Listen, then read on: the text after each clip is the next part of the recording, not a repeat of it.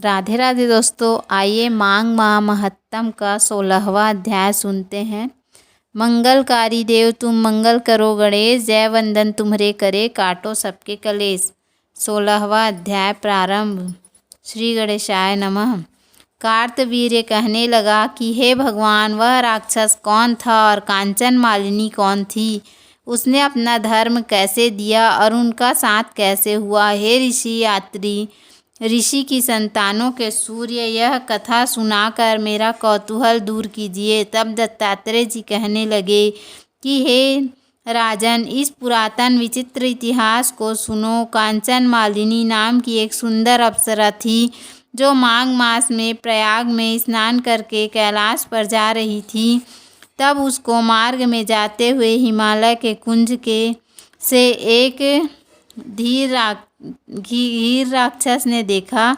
उस सोने जैसी तेज वाली, सुंदर कटी वाली, बड़े बड़े नेत्र वाली, चंद्रमुखी सुंदर केस और पीन पयोर घर वाली सुंदर अप्सरा को देखकर उस राक्षस ने कहा कि हे सुंदरी कमल नयनी, तुम कौन हो और कहाँ से आ रही हो? तुम्हारे वस्त्र और वेणी भीगी हुई क्यों है? तुम आकाश मार्ग से कहाँ जाती हो और किस पुण्य के प्रताप से तुम्हारा शरीर ऐसा तेजस्वी और रूप ऐसा मनोहर है? तुम्हारे गीले वस्त्र से मेरे मस्तक पर गिरे हुए एक बूंद जल से मेरे क्रूर मन को एकदम शांति प्राप्त हो गई। इसका क्या कारण है? इस जल की क्या महिमा है? तुम बड़ी शीलवती प्रतीत होती हो, इसका कारण मुझसे कहिए। अप्सरा ने कहा कि हे राक्षस सुनो, मैं काम रूपिणी अप्सरा हूँ। मैं प्रयाग में संगम से स्नान करके आ रही हूँ, इसी से मेरे वस्त्र भीगे हैं। अब कैलाश पर जा रही हूँ, जहाँ पर श्री शिव निवास करते हैं। त्रिवेणी के जल से मेरी सब क्रूरता दूर हो गई, जिसके पुण्य के प्रभाव से मैं इतनी सुंदर और पार्वती जी की प्रिय सखी हुई।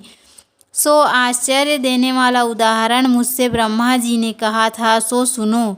मैं कलिंग देश के राजा की वैश्या थी। रूप, लावण्य और सुंदरता में अपूर्व थी। मेरी सुंदरता पर सारा नगर मोहित था और मैंने अनेकों प्रकार के भोग भोगे। अनेक प्रकार के वस्त्र और आभूषणों की घर में कोई कमी नहीं थी। कई कामी पुरुष आपस में स्पर्धा ही से मृत्यु को प्राप्त हो गए। इस तरह उस नगर में बड़ी सुंदरता से यौवन व्यतीत हुआ और मैं वृद्धावस्था को प्राप्त हो गई। तब मेरे मन में विचार उत्पन्न हुआ कि मैंने अपनी सारी आयु पापों में ही व्यतीत कर दी। धर्म का कोई कार्य, दान, तप, यज्ञ आदि नहीं किया। शिव या दुर्गा जी की आराधना नहीं की, न कभी भगवान विष्णु का पूजन किया। इस प्रकार अशांत चित्त से मैंने एक ब्राह्मण की शरण ली, जो वेदों का ज्ञाता और ब्रह्मनिष्ठ था। मैंने उनसे पूछा कि मेरा निस्तार किस प्रकार हो सकता है। महाराज, साधु सज्जन अच्छे और बुरे सभी पर दया करते हैं, इसलिए मुझ दीन पर भी कृपा करके मुझ कीचड़ में डूबी हुई को पकड़ कर उबारिए। क्षीर सागर क्या हंस को ही दूध देता है, बतख को नहीं देता? तब वह ब्राह्मण राजा का पुरोहित इन सब बातों को सुनकर मुझ पर दया करके कहने लगा कि तू ब्रह्मा के क्षेत्र प्रयाग में जाकर माघ मास में त्रिवेणी संगम में स्नान कर, परंतु मन में अशुभ क्रिया का विचार नहीं करना। पापों के नाश के लिए महर्षियों ने तीर्थ स्थान से अधिक और कोई प्रायश्चित नहीं बतलाया। प्रयाग में स्नान करने से तू अवश्य पवित्र होकर स्वर्ग को जाएगी। हे भामिनी, पुराने समय में गौतम ऋषि की स्त्री को देखकर इंद्र ने काम के वशीभूत होकर कपट वेश में उससे भोग किया था। इसलिए ऋषि द्वारा श्राप दिया गया और उसका शरीर अत्यंत लज्जा युक्त हजारों भागों वाला हो गया।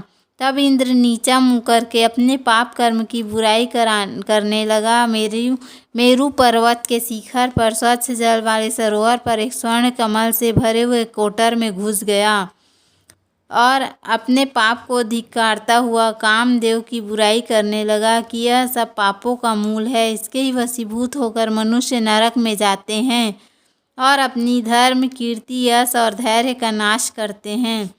इंद्र ऐसा सोच रहा था, सो इंद्र के बिना सारा देवलोक शोभाहीन हो गया।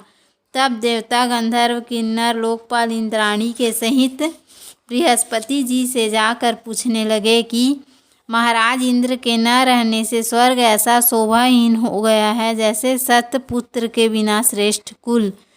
इसलिए स्वर्ग की शोभा के लिए कोई क्रिया सोचिए, इस विषय में देर नहीं करनी चाहिए। तब बृहस्पति जी कहने लगे कि इंद्र ने बिना सोचे विचारे जो कर्म किया है उसका फल भोग रहा है, सो वह कहाँ है, मैं यह सब जानता हूँ। फिर गुरुजी ने सबको साथ लेकर स्वर्ण कमलों से युक्त बड़े सरोवर में इंद्र को देखा, जिसका मुख मलिन और आंखें बंद थी। तब इंद्र ने बृहस्पति जी के चरणों को पकड़कर कहा कि इस पाप से उद्धार करके आप मेरी रक्षा कीजिए। तब बृहस्पति जी ने इंद्र से कहा कि प्रयाग में स्नान करने से ही तुम पाप मुक्त हो जाओगे। तब इंद्र सहित सबने ही प्रयाग में जाकर संगम में स्नान किया और त्रिवेणी स्नान से इंद्र पाप मुक्त हो गए।